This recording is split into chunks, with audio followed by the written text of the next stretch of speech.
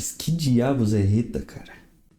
E aí, seus curiosos, tudo tranquilo com vocês? Eu sou o Henry e sejam bem-vindos ao episódio de número 6 da nossa série de Deck Tech. Bora! Mas Henry, como que vai funcionar o Deck Tech? Bom, vamos lá.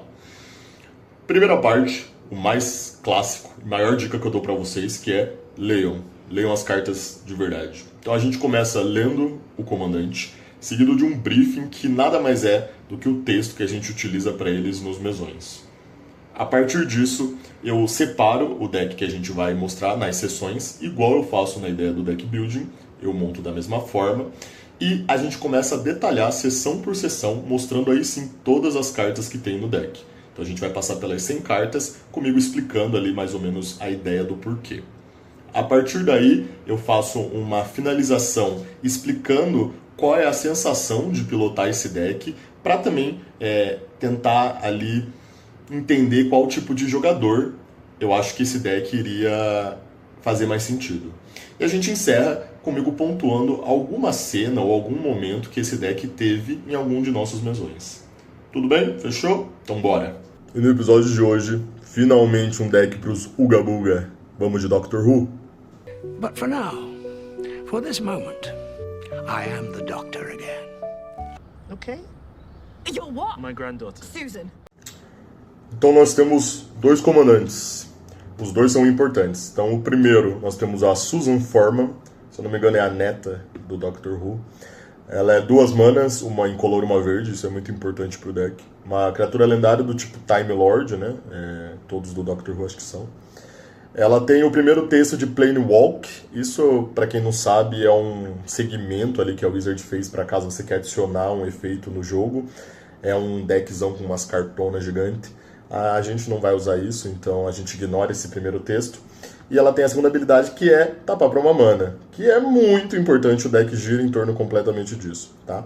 E ela tem o Doctor Companion, que é eu posso ter 2 comandantes se o outro for um doutor. Doutor esse, que é o nosso segundo comandante, o War Doctor.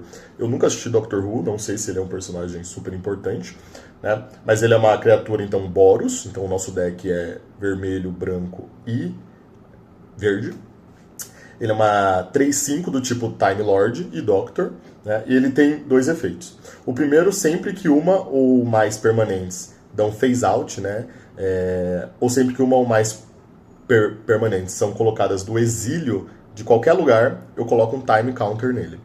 E a segunda habilidade é sempre que o War Doctor ataca, ele dá dano igual ao número de time counter em qualquer alvo, né? Se a criatura que tomou dano assim fosse morrer, ela é exilada. Então a gente vai usar principalmente a ideia do exílio aqui. Tá? Obviamente o rolê do phase out é bem mais difícil, principalmente nessas cores, né? Mas o exílio é absurdo a quantidade de coisa que a gente tem nesse jogo que envolve a palavra exilar. Mas esses são os nossos 2 comandantes. Bom, então esse é um Night Stomp que busca fazer a Susan turno 2, seguido de um ramp de custo 4 no turno 3, visto que eu já tenho a Susan gerando mana. Visto que o deck não possui nenhuma carta, entre aspas, né? A gente tem uma carta ali, com custo 3 ou menos. E usa de um package de Cascade com a ótima interação com o War Doctor, já que Cascade a gente vai exilando do topo até vir algo, né? A win con do deck é ganhar por dano de combate, com seja lá quais criaturas foram baixadas a partir do turno 4, o famoso Uga Buga. É um deck de Power Level 7 de 10, está numa média da Liga Médica ali entre 90 e 100 reais, e a carta mais cara é uma Everculture Sign, que é uma das nossas criaturas. Bom, para esse deck a gente vai separar ele em apenas 3 sessões. Os decks agros, né, tendem a ser bem mais simples. Aqui a gente tem as lands, os ramps, o draw. Aí a gente tem uma ideia de Big Spell, que é as cartas que exigem muita mana, mas que não são criaturas. E a gente tem a seção de Stomp, que daí é os bichão, o Gabuga ganha o jogo. E daí eu tenho uma parte de Good Stuff. Então eu não tenho interação, eu não tenho proteção, né? Normalmente isso está dentro das criaturas que a gente vai ver, né? Então é só essas 6 sessões bem tranquilo. Bom, indo para a primeira sessão, a gente tem a sessão das lentes, que eu vou separar no clássico básica, correção e utilitário. Aqui a gente vai ter algumas coisas específicas do deck, tá? Em básicas a gente tem 11 florestas, 6 montanhas e 6 planícies. Obviamente, a grande maior parte vai ser a floresta, porque é o que eu preciso ter no turno 2 para Susan. O deck é bem automático nesses primeiros 2 turnos, 3 turnos. Então, floresta acaba prevalecendo. E a gente sabe que é o mais forte também porque os ramps também exigem o verde. Em questão de correção, aqui vai ser interessante, o deck tem bastante, mas ela é em pequenos packages. Por quê? Como a gente usa os ramps de custo 4 do verde, né, os que buscam 2 terrenos para o campo, todos buscam 2, abrem algumas possibilidades, porque alguns não buscam só básico. Tá? Alguns buscam tipos de terreno. E pra gente que tem 3 cores, é ótimo que a gente consegue, às vezes, corrigir terreno com a peça de ramp, que é incrível.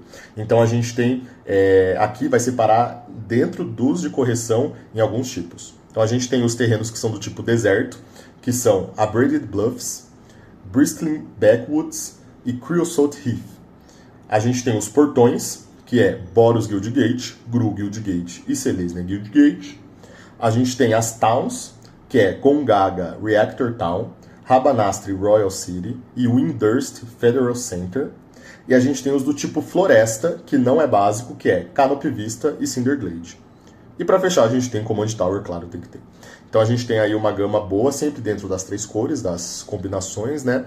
Do que a gente tem de peça de ramp que busca esse tipo de terreno, né? Então, às vezes, com uma peça de ramp, eu garanto aí a correção de mana do nosso deck. Nas utilitárias, a gente tem só 2. Eu tenho Mossworth Bridge, que é a Hideaway verde.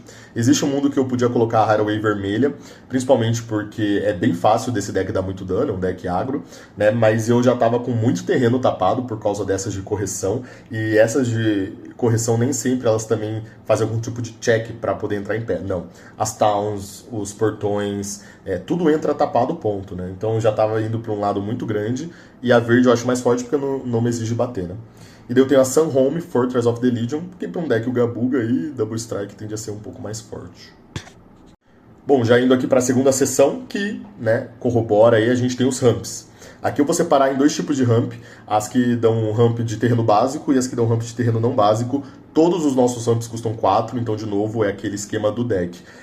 Eu não preciso por mais nada, porque eu tenho garantido na minha zona de comando a Susan. Então o deck gira em torno disso, de eu ter uma mana dorka de custo 2 sempre ali todo jogo. Então eu faço terreno, terreno Susan, terreno ramp de 4. Então a gente sempre tem custo 4.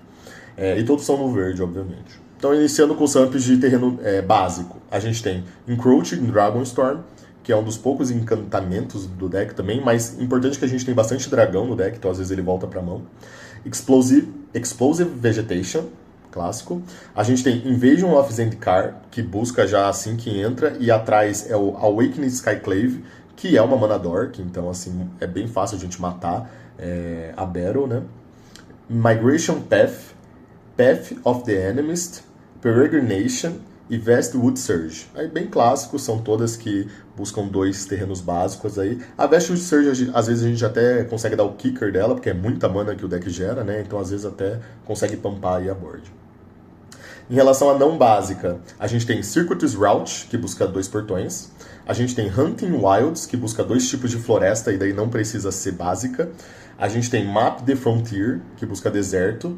E a gente tem Reach the Horizon, que busca as towns. Então, mais uma vez, por isso que a gente tem esses tipos lá em cima nas lands, né? Porque a gente tem esses ramps que buscam específico.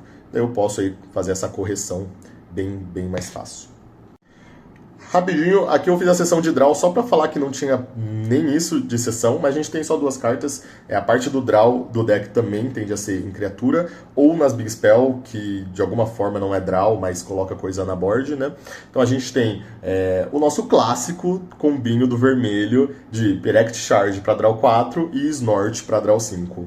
Bem clássico, o Snort principalmente é muito bom pra esse deck, é um deck agro, então é um deck que se o cara também escolher e tomar o dano é ótimo pra gente, né? Normalmente esse deck sai um pouco de controle, então o jogo vira mesmo um 3v1 às vezes, né? Vocês podem pensar que o grande problema é perder a Susan, mas acho muito difícil alguém remover ela no turno 2, então a gente só tem essas 2 peças de draw porque bastante coisa no deck já faz algo parecido com isso.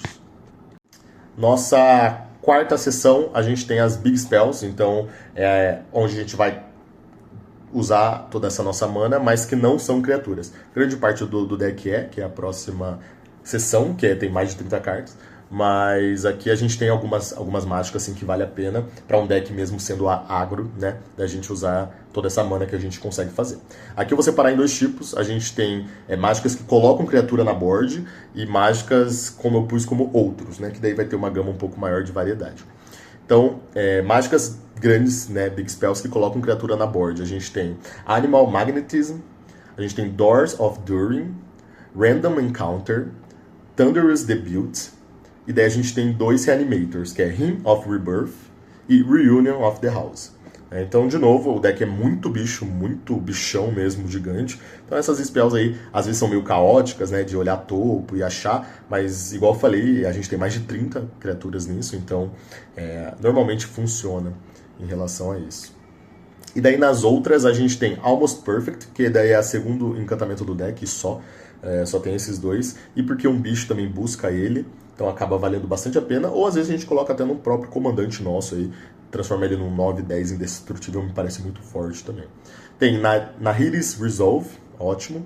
A gente tem Last Night Together e Response Resurgence, que a gente usa a parte do Resurgence, que são 2 spells de combate extra. Né? São spells baratas, por isso que tá no deck. Né? Combate extra é um negócio bem forte para deck agro no geral, mas é um negócio bem caro. Então o deck também não foi para essa parte. Acho que o legal desse deck é a gente ter colocado muita criatura e ver que cada jogo é diferente mesmo com o que baixa. Né? Bom, vamos lá. Maior sessão do deck, sessão mais importante talvez, a parte uga-buga do deck finalmente, que é a nossa sessão de Stomp. Então aqui vai ser criatura, as criaturas gigantes. Gigantes que eu digo aqui é custo 5 ou mais, porque de novo, depois de eu ter feito a Susan, se eu não perder a Susan, eu tenho no mínimo 6 manas, né? E se eu perder eu ainda tenho 5, então 5 ou mais, pra gente começar a baixar elas aí a partir desde o turno 4. Aqui eu vou separar elas em 3 partes. Eu tenho as criaturas que combam ali com o War Doctor, normalmente a Cascade. Eu tenho as criaturas utilitárias, então que vão me fazer algum tipo de efeito bom para board, e tem as criaturas agro, que são as que vão vir pra gente conseguir distribuir bastante dano aí na board. Então as criaturas que vêm como o packagezinho do War Doctor.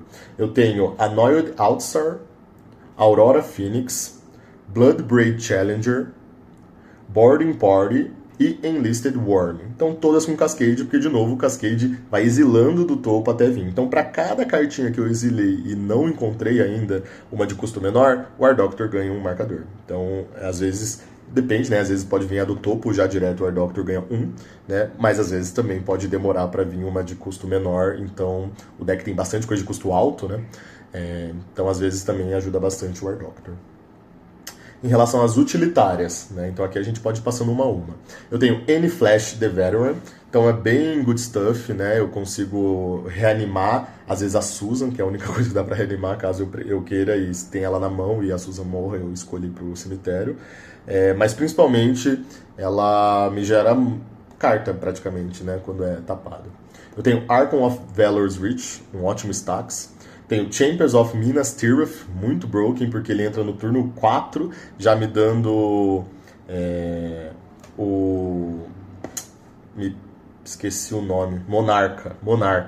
E daí, ele ainda tem a habilidade que pro cara me bater, se eu sou um Monarca, o cara tem que pagar bastante mana, então eu mantenho o Monarca desde cedo, gera bastante valor. Tem o Combustible Gearhook, para um deck de CMC muito alto, se o povo entende disso, normalmente eles vão deixar você dar o draw. Eu tenho Everculture Sign, a carta mais cara do deck, mas também ela tem Hideaway 2 vezes, então ela me consegue castar 2 spells de graça facilmente para um deck de Big Spell. Eu tenho Gru Raise Beast, que é uma removal. Tenho Null Spine Dragon, que é um draw gigante. Tenho Magmatic Force, que é removal e pode ser visto como agro também. Tenho Myojin of Roaring Blades, mais uma vez, removal também pode ser visto como um agro. Tenho Nikia of the Old Ways, que completamente quebra o deck, né? O deck são mais de 35, 36 criaturas ao todo, então o drawback de eu não poder castar coisa que não é bicho nem sempre é tão problemático, além que ela dobra os meus terrenos, né? Eu tenho Phytohydra, que é o nosso maior blocker aí do deck. Tenho Sandstone Oracle, também um draw muito forte, porque a gente tende a descer mão mesmo. Tenho Tozimir Midnight's Light, que aqui talvez seja um dos bichos mais fracos do deck, mas também é uma removal. Tem o Tree Shaker Chimera, quando entra também um bom draw. E tem o Vagrant Plow Beasts, que é uma proteção que a gente tem aí no nosso deck. Então esses são as criaturas utilitárias, né? E daí agora para a parte Uga Buga Agro, né? As criaturas que estão aí para bater e tentar ganhar rápido. Eu tenho Adriana, Captain of the Guard, que se eu estiver batendo em 3 pessoas, minhas criaturas ganham +3/+3, né? Tenho Anya, Merciless Angel, que ali pro mid late game começa a ficar bem desproporcional aí o que ela pode fazer. Tenho Boom Weaver Giant, que é o que tutora o Almost Perfect, né, que é a nossa aura. Então é equipado nele, mas é basicamente um bicho que entra sendo 9/10 indestrutível, que é o que a aura faz, né? Por isso que a gente tem a aura também.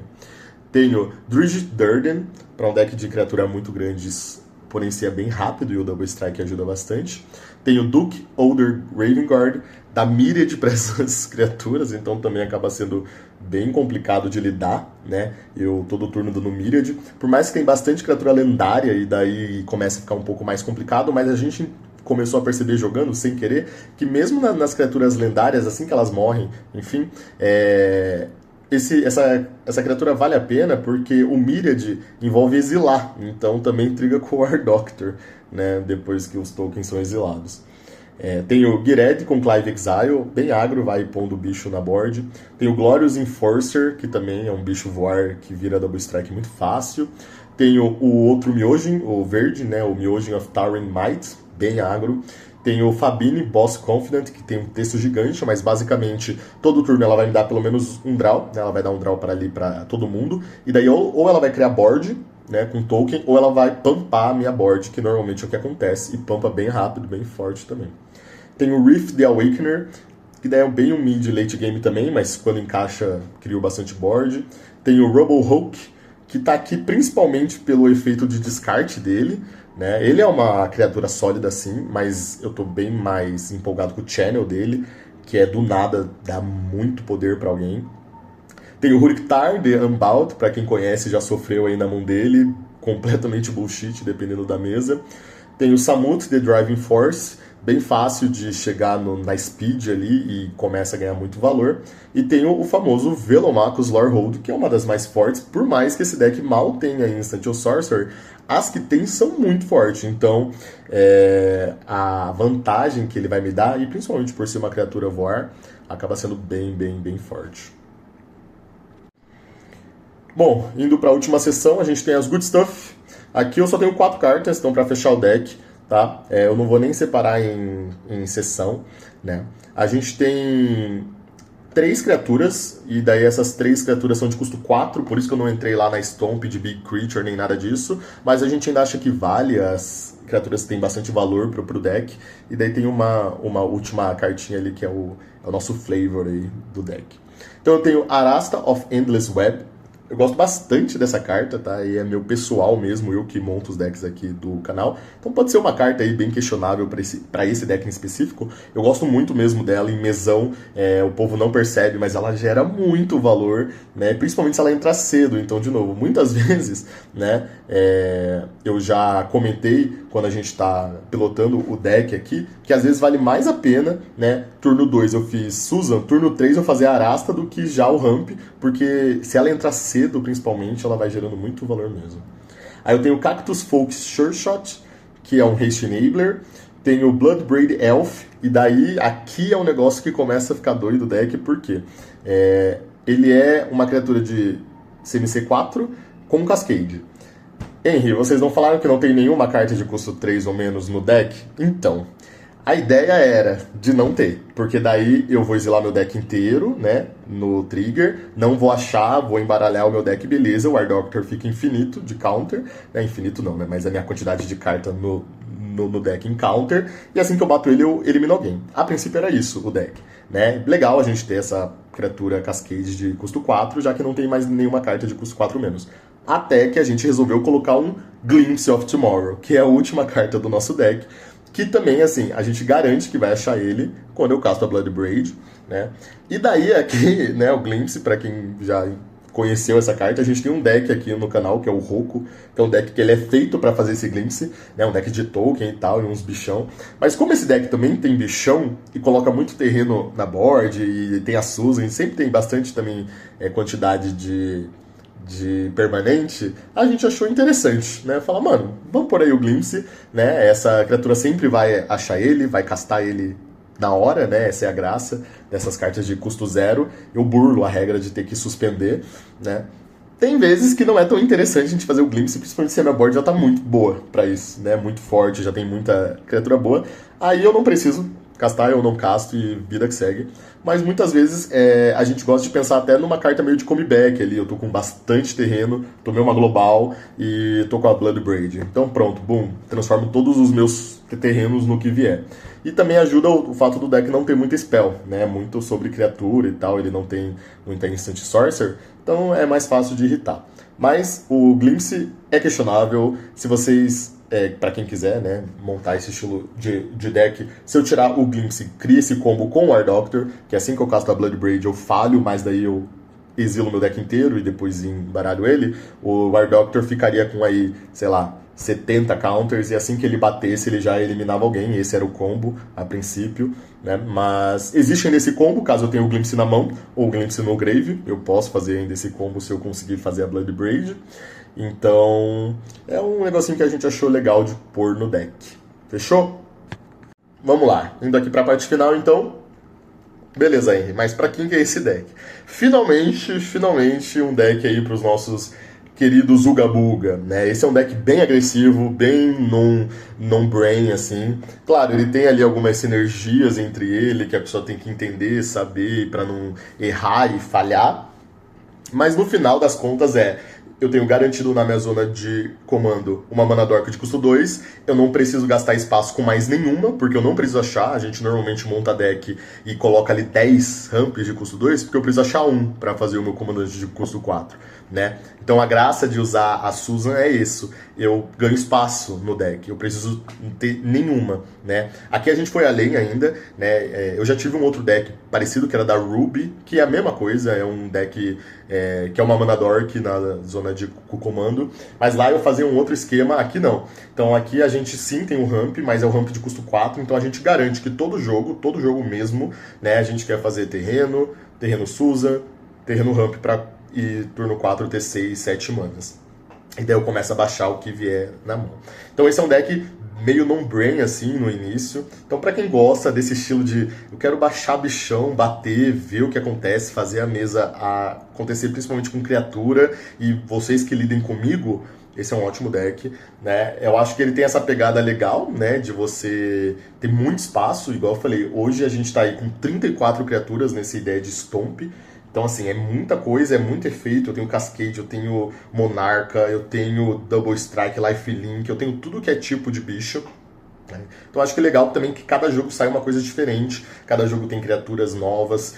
A gente tá com esse deck aí tem um tempo e mesmo assim, em cada jogo acontece algo muito legal. Esse é um deck que tem potencial de quebrar bastante a velocidade da mesa do nada. Né? É um deck barato, mas mesmo assim, o que ele faz tende a ser um pouco mais forte do que os decks desse budget. Né? Pô, o deck não custa nem 100 reais. Eu fui ali com os meus amigos que os decks também não custam 100 reais. Talvez esse deck não tá preparado para que no turno 4 você tenha 7 manas baixando uns bichão, né? Mas, enfim, o deck foi feito para isso, claro. Ele toma de global, ele toma, enfim, é o cara que sabe como o seu deck funciona. Ele pode tirar a Susan no turno 2, e daí você tá lá com o seu terceiro terreno e o ramp de custo 4 e fica esperando vir esse quarto terreno, e é isso. Então, assim, existe sim formas, mas eu acho que para quem tem essa pegada agressiva, baixar bichão, não pensar e bater, show de bola.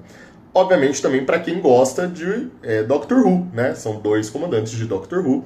Eu nunca assisti, enfim, eu não conheço, mas a gente sabe que é uma franquia aí super famosa, então aí é uma opção, né? A gente sabe que tem milhões de decks de Doctor Who. Inclusive aqui no canal a gente também tem um, que é a Niambi, que é um tribal dos doutores, né? Mas talvez essa combinação Naya que a gente fez aqui não seja tão comum, e é legal para quem ainda assim gosta dessa pegada agressiva, que, se eu não me engano, a maioria dos doutores não tem, né? Tem essa pegada um pouco mais control, Azorius e tal.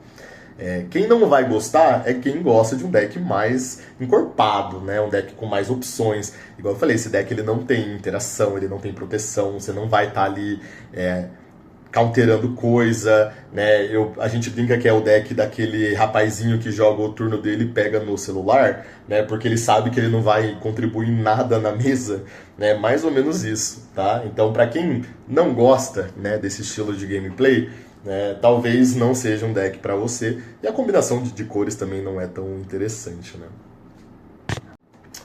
Bom, para encerrar o vídeo, então, uma cena aí desse deck do nosso mesão. Como eu falei, esse deck, cada jogo vai ter um cenário bem diferente pela variedade de criaturas que ele pode baixar a partir do turno 4. Então eu separei para vocês verem, né, na prática, aquilo que a gente comentou que todos os jogos, 100% dos jogos, os primeiros 3 turnos vão ser iguais. Né? Turno 1 é Land, turno 2 é Susan, turno 3 é Ramp. Sempre vai rolar isso de custo 4, né? Sempre vai rolar isso. Então aqui a gente tem no mesão de número 11, mas vocês vão ver isso em qualquer mesão que a Susan ou o War Doctor apareceram. E tem bastante, esse é um deck bem famoso aqui do nosso canal. E em todos vão ser isso, tá? Então a gente tem no timing 3 minutos e 54, o turno 2, onde é feito a Susan. No 4 minutos e 48, o turno 3, onde é feito um Ramp de custo 4. E no 6 minutos e 10, o nosso turno 4, onde ele já baixou o primeiro bichão, que calhou em ser o nosso querido bicho de custo 6, né? Custo 6, que dá o Monarca. Então vocês podem pensar que no turno 4, o piloto aí desse deck, ele tem uma criatura que diz que para bater nele, a pessoa tem que pagar X, onde X é o número de cartas na mão dela, né? Se não pode atacar, então ele vai continuar sendo um Monarca. Então a partir do turno 4, ele já é o Monarca basicamente protegido, porque só essa criatura já é 4/6. Então além do cara ter que conseguir passar por essa criatura para poder pegar o Monarca, né? Ou ter alguma criatura imbloqueável e tal, ainda assim ele tem que pagar o número de cartas que ele tem na mão.